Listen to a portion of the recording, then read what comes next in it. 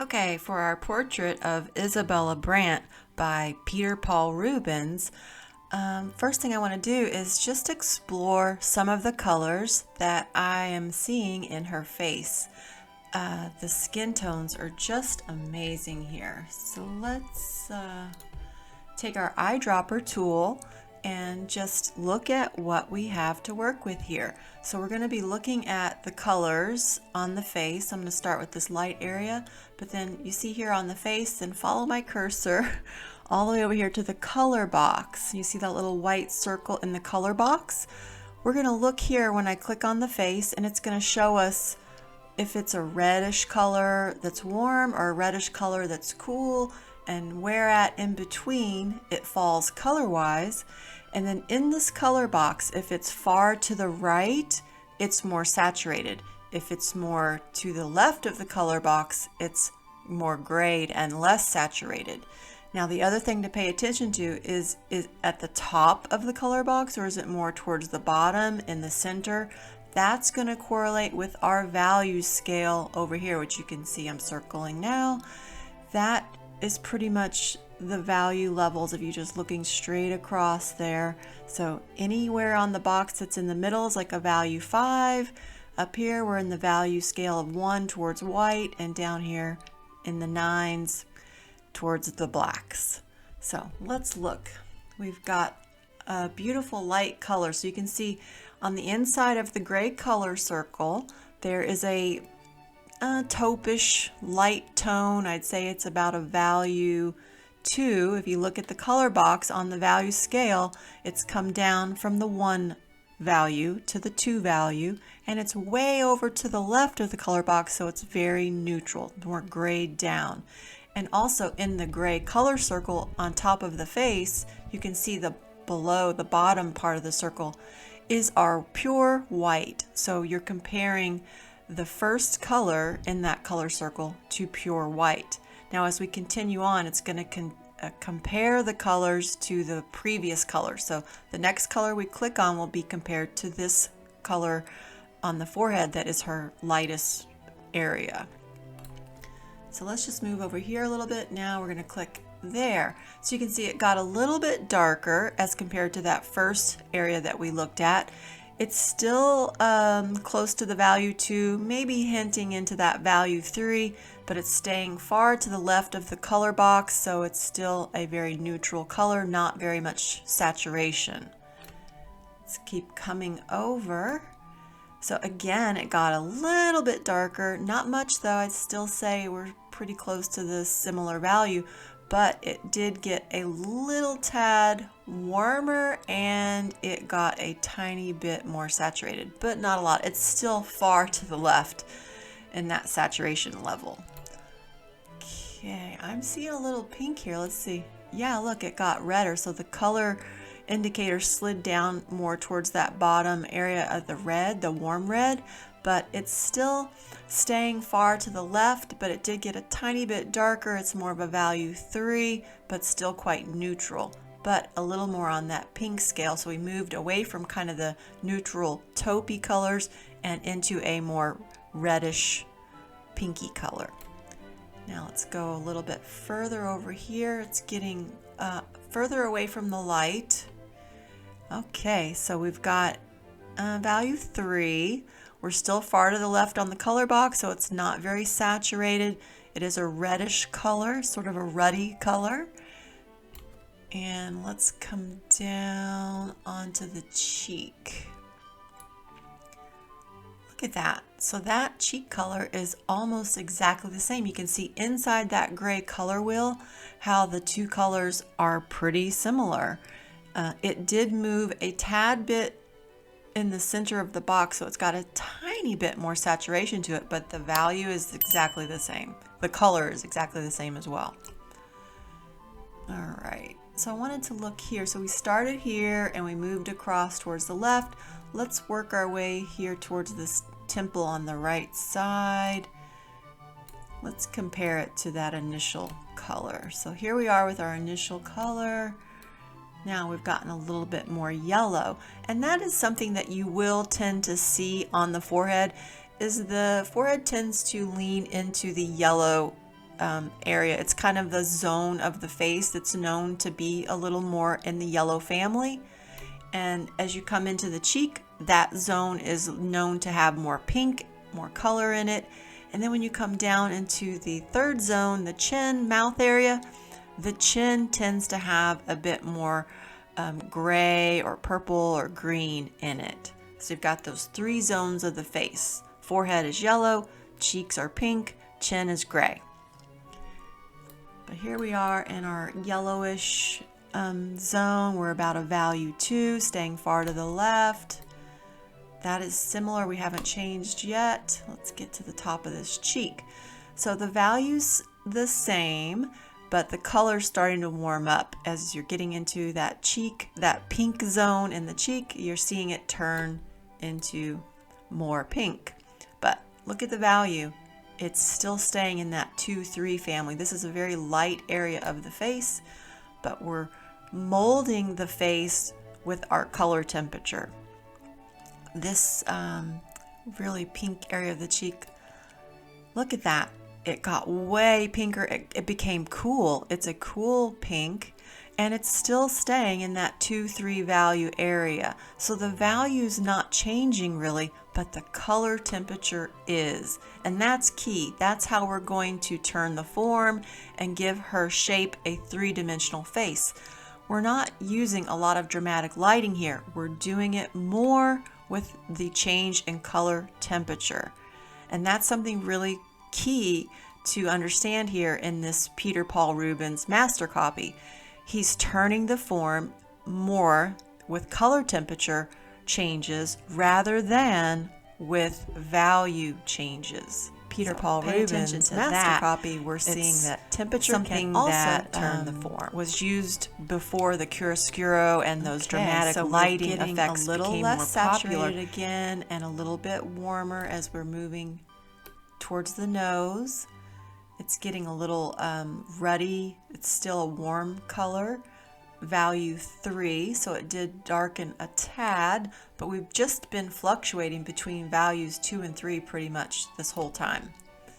Look at this area here at the nose. It looks pretty yellow, neutral. It's still a warm color, value 2, 3, but it is more neutral. So look, this part of the nostrils bulging out. It's a round shape. So he's doing that. Let's see. Look at this with the color temperature. So we went from this neutral value 2, 3 to this warm reddish color. Still the same value though. I find that so fascinating. I mean, look at this. The value hardly changed at all. Here it got just a tad bit lighter, not a lot, not even a full step lighter, and it's still staying nice and warm. And then we got it's a little bit darker. We're at a value 3.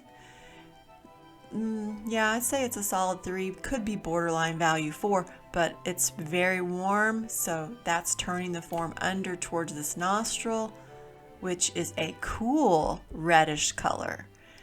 And then the value drops significantly. So this is so far the darkest value we've found. So, and it's, I'd say, lining up with about a value 6. Borderline 6, 7. You can see it's in the middle of the color box, but way down towards the bottom. And that means it got a little more saturated, but it's not fully saturated because it's not all the way far to the right. It's in the dead center of that color box, but value 6, 7. Let's come out of the nose. So we jumped back to that warm reddish color, and we're into that value 2, 3 area. Still a little bit on the neutral side because it's to the left of the color box. Let's look at this highlight here. That got very light, value 2. It's still a warm light though, and it's very neutral, hardly any saturation. It's that color dot's very far to the left in the color box. And then it starts getting warmer here. Look, we've got a bit of pink, value bordering on that 3, but it's really red. And then it dips in a little bit here, and look at that. It got more yellowy orange. The saturation came up in that yellow orange area, and it got a little bit darker, value 3, and then look here, it just turns away from us here. It's very neutral though on the turn. Value got darker, it's bordering 3, 4 in the value scale, and that color got a little more orangey red. And then we step off of that, turned left side of the nose onto the cheek. Value got a little lighter. You can see it comparatively there inside the gray circle. And that value is about a 3. And we're staying still warm. And then it's getting pink as we roll out onto this cheek, a little bit darker, still staying that warm pink color. And then right here it drops off into a value 5, 6, but it's still a nice warm reddish brown color.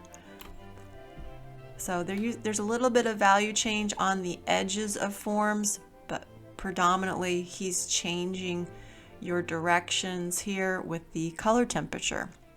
So let's come down into this chin area, and we've got the upper mouth here, which is it's about a value 3, pretty neutral. And you've got this little highlight area. It didn't change too much. It just got a little more neutral, but the value stayed the same. And then look at this beautiful mauve color we've discovered. This is about a value 4, so it did get a little darker. And then the color temperature changed. It seems to be a little on the cooler side because of that mauve tone. And then here we're getting a little grayer as well. Value 4. That stayed the same, about a value 4. You can see it's got this little dark area here to kind of show that she's got this little dimple happening. And that's pretty grayed down, and it's a value 5. And you can see you walking over here to value 6, and you're into that brownish color. It's not quite as warm as we saw up here, but it's a little darker as we come down along this edge. So that's interesting. And then look at this beautiful grayish green. It's almost got a green color, but it's still in the reddish orange color family. But because it's so far to the left in the color box, it's very neutral, and it's about a value 5. So it's right in the middle there. And I see this has got a little purpley color here. Yep. Value 4. And then we've got a little more neutral here. Value 5. That little bit of pinkish, very neutral pink. Value 4. Because we're coming back towards the light. Look how light that got. Value 3. Very neutral to the left side of the color box, but still a warm color. And I see a little bit of yellow here. Let's see. Yeah, it looks like a creamy color. And that's about a value 3.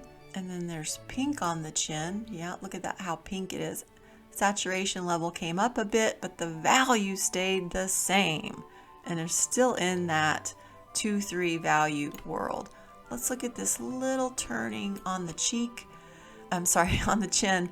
Look at that. It's pretty neutral. It's still a warm color. Value 5.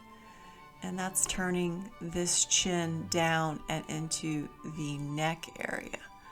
Once we get into the neck, we're in a value 5. We're right in the middle of the color box. It's still warm, but it's slightly more neutral than I'd say it is saturated. But you can see that's a nice tannish color there. And then I see like a little, yeah, mauvish purple, very neutral. Same value, value 5, value 5, value 5.